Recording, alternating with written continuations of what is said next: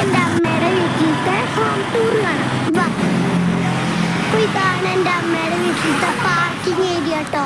നിങ്ങൾക്ക് ചിലപ്പോൾ കേൾക്കുന്നുണ്ടാവില്ല. എന്താണെന്ന് വെച്ചാൽ ഇവിടെ മെയിൻ റോഡാണ്. എന്താ നല്ല സൗണ്ട് കേട്ടോ വണ്ടി പോണതൊക്കെ. അപ്പോൾ ഈ രണ്ട് സ്ഥലത്താണ് പാർക്കിംഗ് ഏരിയ ഉള്ളത്. സോളാർ വെച്ചിട്ടുണ്ട്. പിന്നെ ആൾക്കാർ വരുമ്പോൾ വെൽക്കം ചെയ്യാൻ വേണ്ടി രണ്ട് പൂച്ചെടി അങ്ങനെ അവിടെ വെച്ചിട്ടുണ്ട് കേട്ടോ. പിന്നെ ഇങ്ങനെ വരുമ്പോൾ ഒരു എന്താ പറയുക, ഇതിനെന്താ പറയുക എനിക്കറിയില്ല കേട്ടോ ഗൈസ്. ആ ഒരു ഏത് അത് തന്നെ. പിന്നെ ഇതാണ് എൻ്റെ അപ്പാപ്പയുടെ റൂം. ഫുള്ള് കണക്ക് എഴുതാണ്ട് ബുക്ക് എല്ലാം അവിടെ ഇരിക്കുന്നുണ്ട് കേട്ടോ. പിന്നെ കണ്ടില്ല, ഇതാണ് ഞങ്ങളുടെ വീട്ടിലത്തെ TV റൂം കേട്ടോ. TV റൂമാണിത്. പിന്നെ ഇവിടെ കുറച്ച് ഇതൊക്കെ വെച്ചിട്ടുണ്ട്, ആൽബം, ഫോട്ടോസ്, അങ്ങനത്തെ കാര്യങ്ങളൊക്കെയാണ് അവിടെ വെച്ചത്.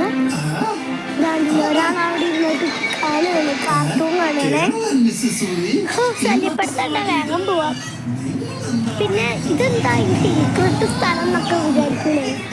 ഈ സ്ഥലം എന്താന്ന് വെച്ചാൽ ഇവിടെ സ്റ്റെപ്പാണ് കേട്ടോ ഉള്ളത്. സ്റ്റെപ്പ് ഇതൊക്കെ കണ്ടില്ലേ ഗൈസ്, ഇത് സ്റ്റെപ്പാണ്. ഇത് കൂടെ കയറി പോകുമ്പോൾ എൻ്റെ വെല്ലിച്ചയുടെ റൂമാണ്. വെല്ലിച്ച മീൻസ് എൻ്റെ അമ്മയുടെ.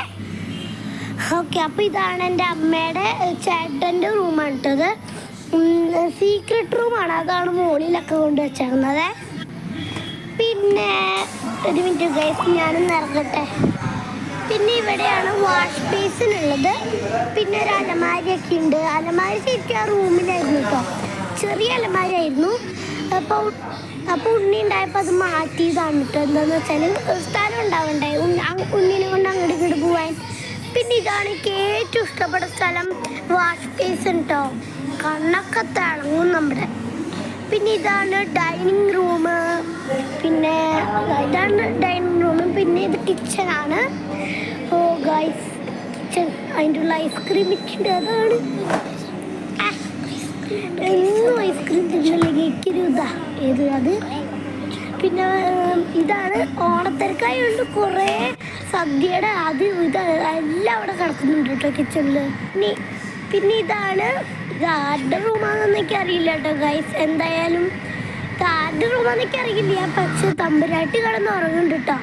തമ്പുരാട്ടിയുടെ അമ്മയാണ് അവിടെ കിടന്ന് ഉറങ്ങുന്നത്.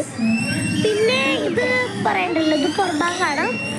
ഞങ്ങൾ എപ്പോഴും ഇവിടെ വന്ന് കളിക്കാറുണ്ട് കേട്ടോ. അപ്പോൾ ഇത്രയേ ഉള്ളൂ. Bye bye.